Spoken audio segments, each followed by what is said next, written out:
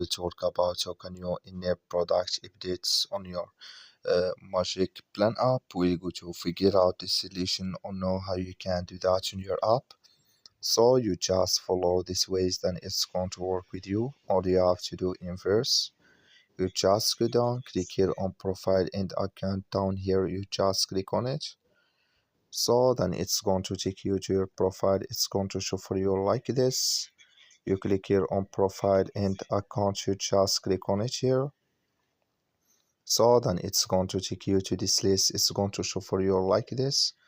You come here to product updates, you just click in this sign. So that like you see here, this color show for us, that's mean here product updates enable with us now. That's all you have to do. That's all I wish know you I give it. So you just follow these ways, then it's going to work with you. Thank you for watching. Don't forget to support us by liking, subscribe.